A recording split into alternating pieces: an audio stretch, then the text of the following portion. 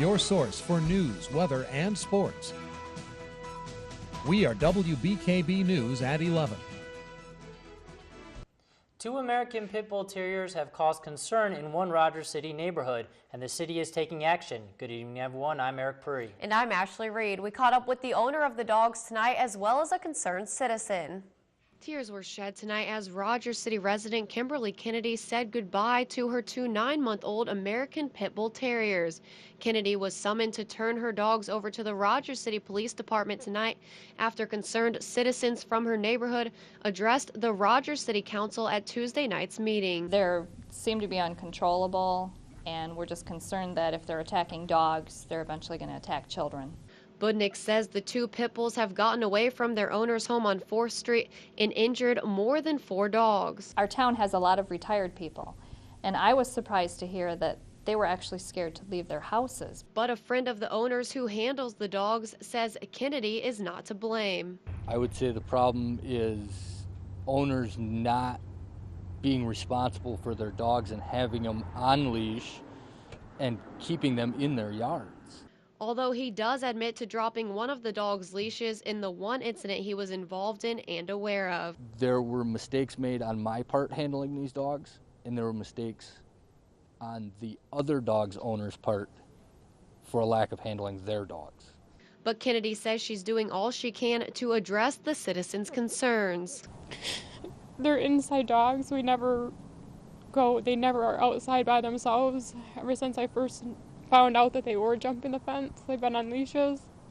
I just got a cage yesterday. So once we were aware of it, we are handling it. Gabrishik says it's sad to see people with the preconceived notion that all pit bulls are mean animals, and he thinks it's adding to this problem. It's a shame to see that people will look at a specific breed of dog like they're a monster, and they're not. They're loving, loyal, great dogs, just like any other breed. I don't blame the dogs. I don't think anybody could ever blame the dogs. They must obviously need training. I know one thing that can cut down on aggression in animals, obviously, is neutering. The dogs will be held at the Humane Society until a court hearing, which is scheduled for next week. We love our boys and want them back home. Kids at Alpena High School gathered earlier today to do their part in the fight against world hunger. The organization known as Kids Against Hunger paid a visit to the high school after students from the Alpena Key Club invited them out to help package meals for those in need.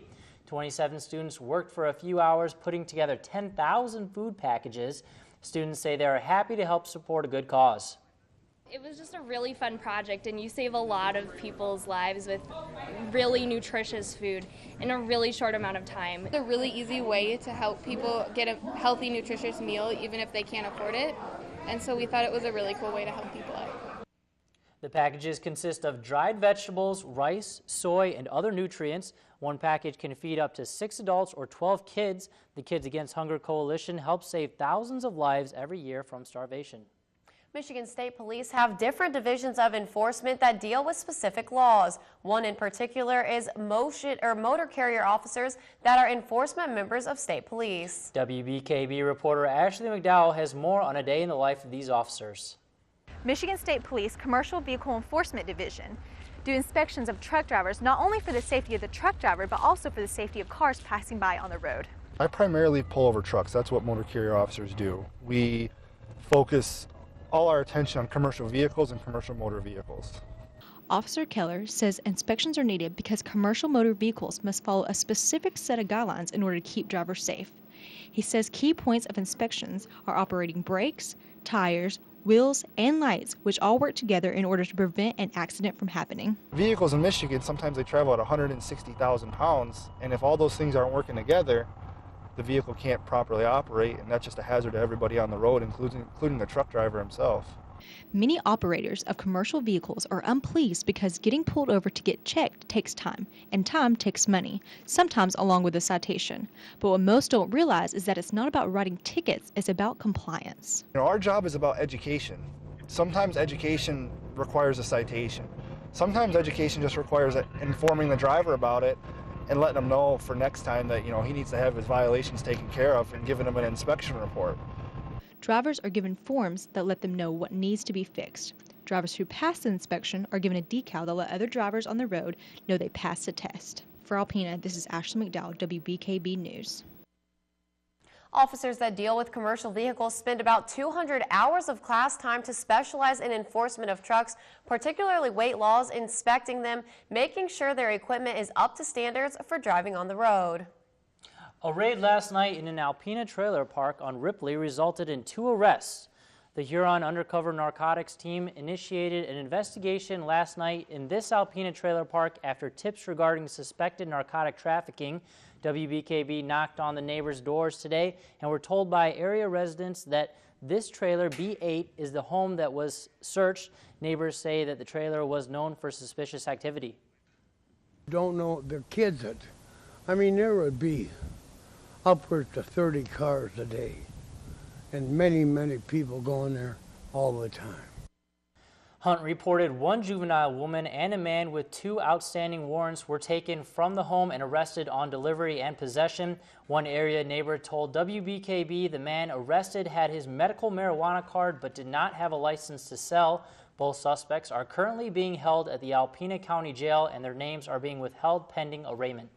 Well, WBKB 11 meteorologist Adam Clavon is here with our first look at weather. And Adam, not quite as nice today as it's been the last couple days, but still a decent day. No, it wasn't, and things are going to start to go even more downhill throughout the night as we are expecting more rain and thunderstorms all the way throughout the overnight and for tomorrow. And, well, at least on the positive side, we'll start to see temperatures that will make their way above average for a change, as we'll be in the middle and the upper 60s for highs. But let's go ahead and take a look at our radar and see how the rain made its way through the region. As we made it kind of farther up north in the region, we were in Poston as well as in Rogers City. Didn't really see the rainfall, but farther south they really did see the rain. As we go ahead and take a look at that, you can see that the rainfall made its way through, and we saw some heavy rainfall towards Rose City and Tawa City, and we'll continue to see that as we head throughout the overnight. A drying patch, but by sometime early tomorrow morning, that's when another wave of moisture will be making its way in, and we'll be looking out for that. But 47 degrees currently, mostly cloudy conditions. East-southeast winds are at 13 miles per hour, and our temperatures across the rest of the nation, you can see back here into Omaha, is at 79 degrees. That warm front is really starting to ride its way northward, and we'll feel more of that by tomorrow as we'll be on the southern side of that warm front instead of the northern side. And as we go ahead now and take a look at our radar, you can see a lot of false echoes on the map. Not all of this that was green, that you can see the little small circles, was actually rain. But the rain that came through earlier today, we are going to be seeing that pushes off towards the east, dodging the showers for the overnight, warmer with maybe more thunderstorms on the way by tomorrow. But how much rain are we going to be expecting? Well, it looks like it's going to be a decent amount, and we'll talk about just how much, as well as have your full forecast coming up in a few minutes. All right, thanks, Adam. You know, it looks like we just avoided that rain today, just a little bit south of us, but it looks like eventually it's going to hit us. Yeah, I don't think we'll be so lucky tomorrow. All right, thanks, Adam. Well, a registered sex offender is back in jail after deputies in Sheboygan County say he violated the Sex Offender Registration Act.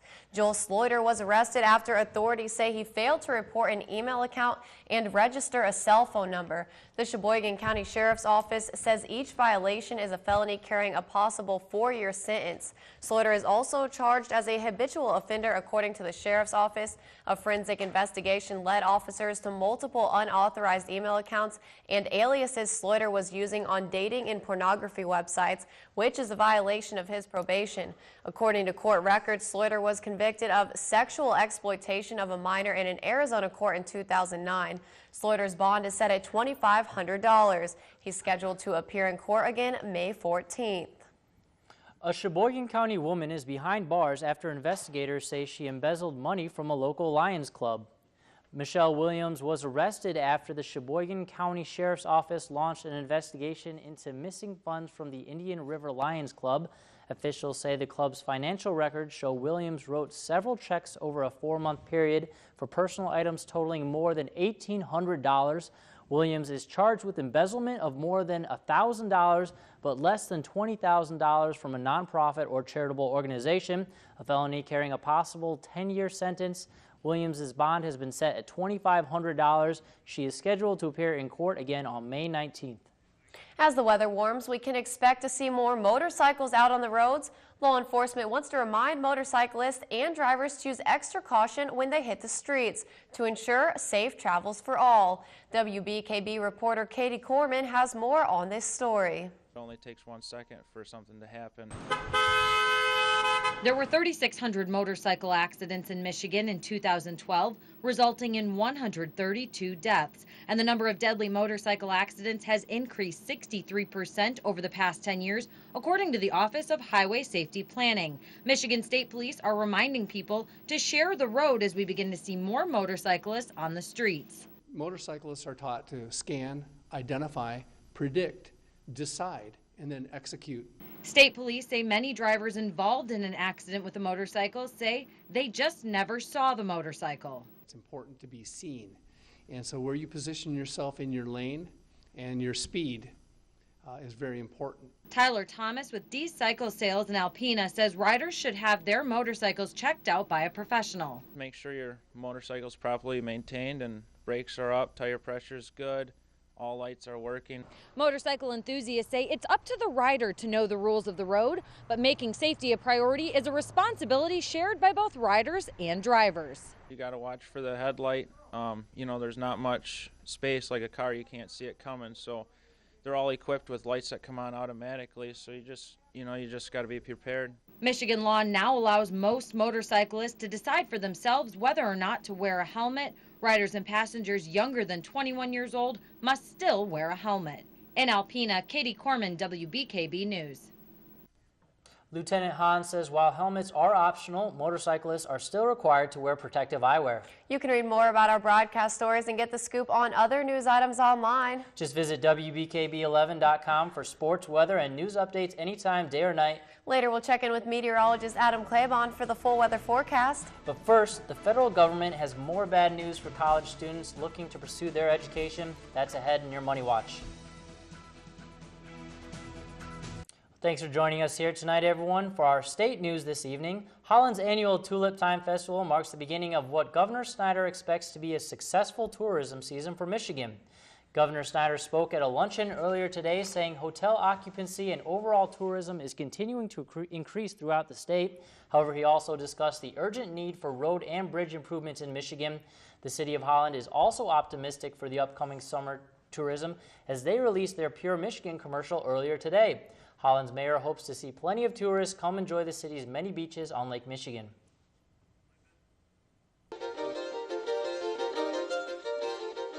Moving into your Money Watch, college students, get ready to dole out some more cash for your education. The interest rate on U.S. government-backed Stafford loans is set to rise to 4.66% this coming school year.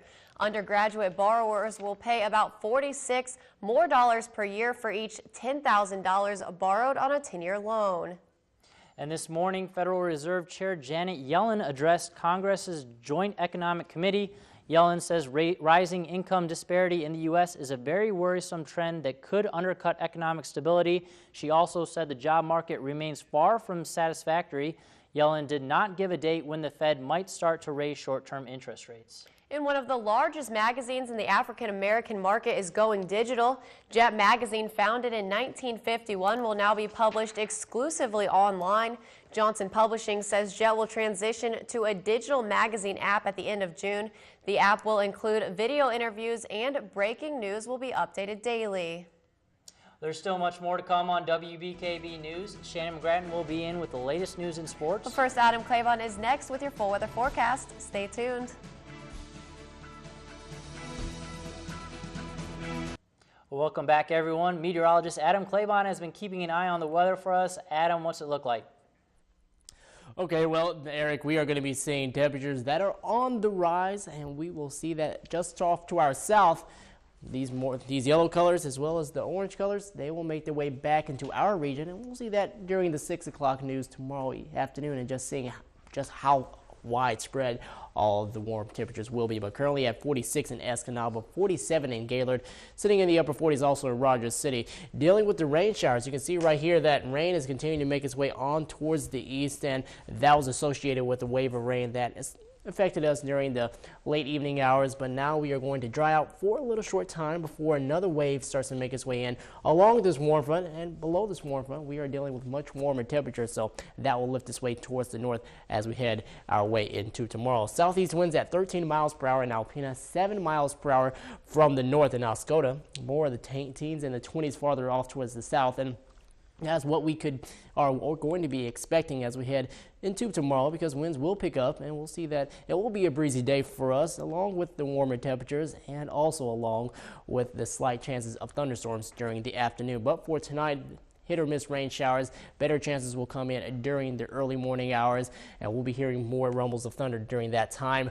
But we'll have that break in during the noon hours, only about a 20%, like I just said, between noon and going even into about 5 o'clock before tomorrow evening. That's when we'll see another wave of moisture start to make its way back into the region, and we could see over a half of inch of rain with those thunderstorms. So it will provide some very heavy rainfall throughout the region. As we take a look at our setup, you can see up here towards the north, rain showers and very damp and cool air. That was kind of in our viewing area today, as we saw mostly cloudy conditions. But all of this will start to be pushed off towards the north as the warmer air does start to make its way northward. And we'll be seeing the thunderstorms throughout the day tomorrow. Not going to be expecting anything severe, so we're not going to have to worry about the tornadoes or the large hail or maybe even damaging winds. It should just be heavy rainfall along with the thunder and lightning at times. But as we go later on into the week, and after this system does start to push off towards the northeast, things clear out for us very nicely. We'll be seeing that mostly sunny conditions do arrive by Saturday and Sunday. For our Mother's Day, we do look to be mostly dry as well. There are some signs that we could see maybe a shower or two in the viewing area, but that's still well off in the future, and I'll continue to keep you updated on that. But rainfall accumulations through Friday, much heavier amounts back here into the UP and northern Wisconsin. But for us across northeastern Michigan, maybe about a half of inch of rain to an inch. But as we take a look now at Futurecast, the cloudy skies will continue as well as the spotty showers and thunderstorms. We'll see that throughout the afternoon. Not really seeing a good chance of rain, but by tomorrow night, things will start to really thicken up yet again with our rain showers, and we'll see that on into Friday as the scattered showers and thunderstorms continue to press through, and that will all move its way towards the east by Friday night.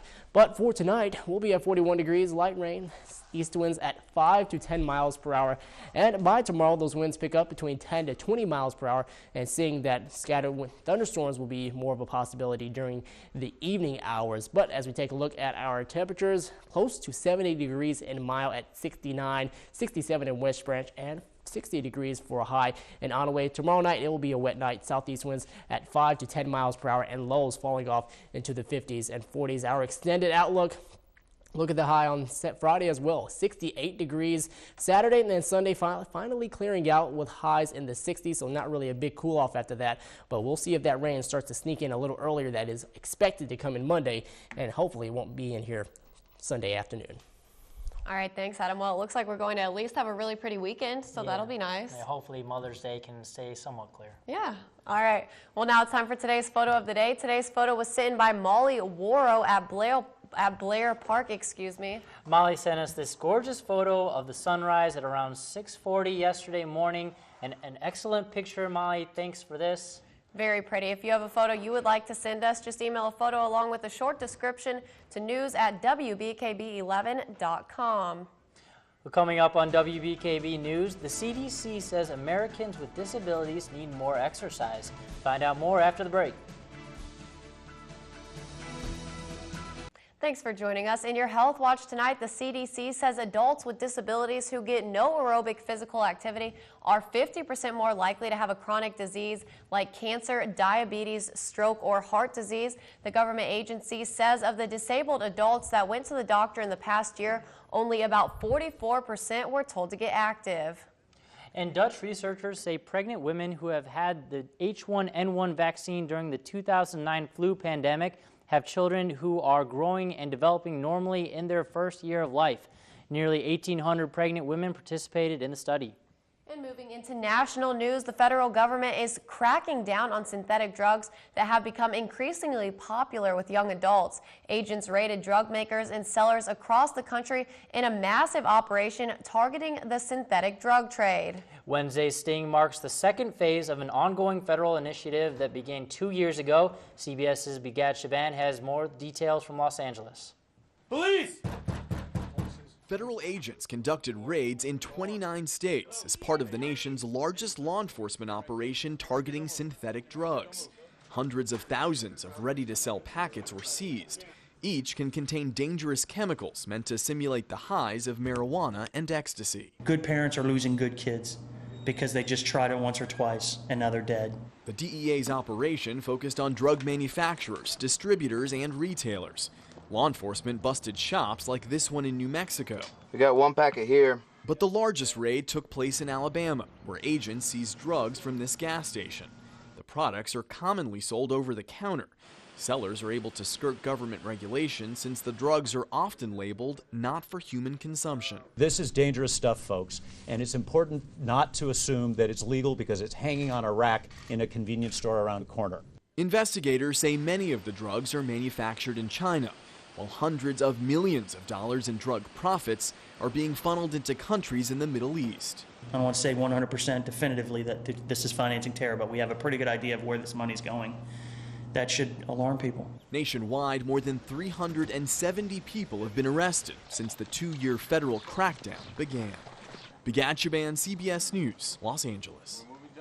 The Treasury Department also issued its first financial sanctions against suspected synthetic drug dealers. Congress has classified 26 synthetic drug combinations to be as dangerous as LSD and heroin. Well, sports is coming up next, and Shannon McGrattan is here with a preview. Shannon? Ashley and Eric, one past Tawas football player is going to the NFL draft. I'll have that story coming up, but first we're heading to the Diamond because the 3rd annual pitch, hit, and run event is this Friday. That's all next on WBKB News at 11.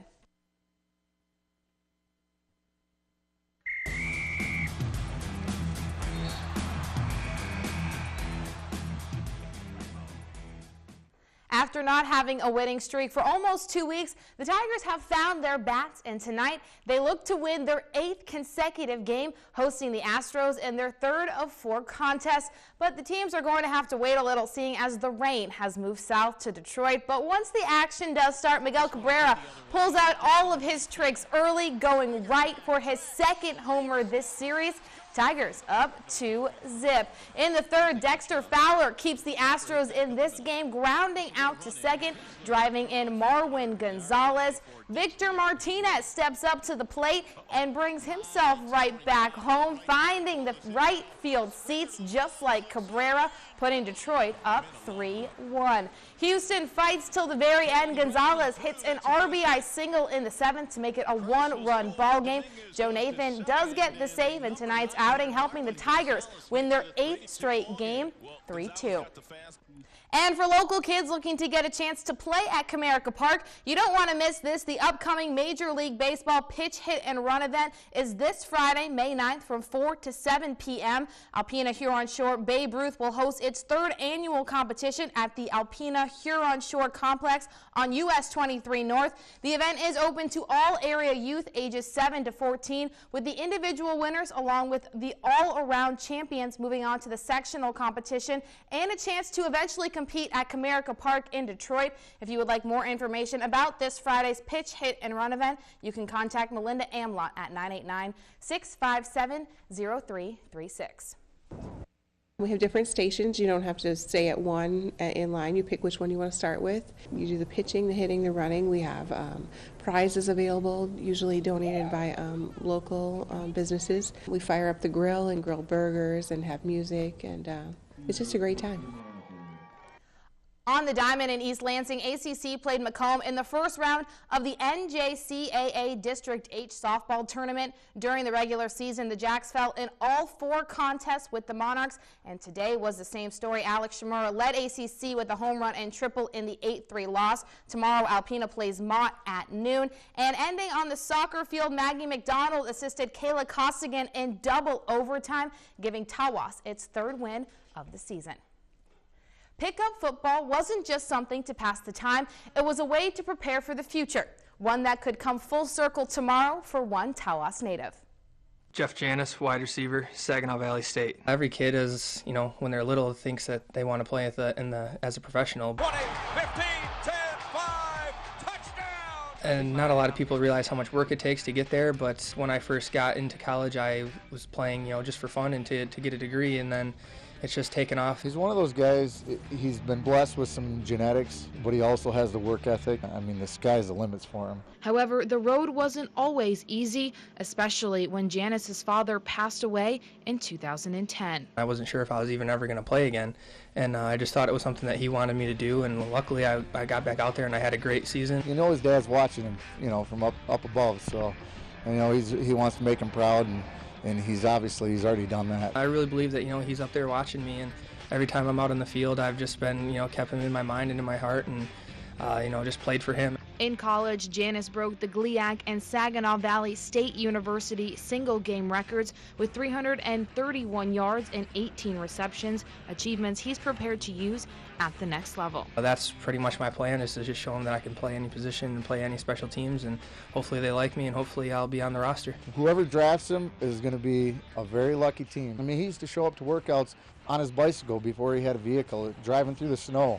So that shows you what kind of mentality he has, and I think going in the NFL, when he brings that in there and that work ethic, he's going to be a star. The NFL draft starts tomorrow at 8 p.m., and if Janice's dad had it his way, he'd be lining up as a receiver for the Lions. That's it for sports, but don't go anywhere, because after the break, Adam will have one last look at weather. Welcome back, everyone. Well, meteorologist Adam Claybon is here with a final look at the weather. Adam, you want to sum it all up for us? Well, to sum it all up for us, yes, rain again. We hear that a lot around here. We see a lot of rain. And, well, temperatures, they'll start to make their way back in the 60s, so it's not going to be too bad in terms of how it feels outside. But have the rain gear ready, especially during the morning and the late evening, because during the afternoon, there'll be a break period in between there, but it's not out of the question that we could see isolated thunderstorm. But by tomorrow night, that's when we are expecting more rain to come in, and that lingers on into Friday, so expect a very wet Friday for us. But then all of this pushes off towards the east. Saturday and Sunday look very nice for us. We do have a few more clouds coming in late Sunday, and that could be associated with that system that comes in on Monday with rain. So we're hoping it holds off until Monday, especially seeing how it is Mother's Day. But temperatures not really expected to cool off too much. We'll still be in the 60s all the way through next week sometime. Perfect. So like you said earlier, lucky for the moms, lucky for everyone actually, if we can keep that sunshine and good weather and hold off on the rain. No, definitely. Thanks, Adam. And remember, you can read more about our broadcast stories and get the scoop on more news items online. Just visit WBKB11.com for sports, weather, and news updates anytime, day or night. Or add us on Facebook at facebook.com/WBKB TV. And that'll do it for tonight's show. Be sure to catch Ashley McDowell tomorrow morning on 11.3. Have a great night.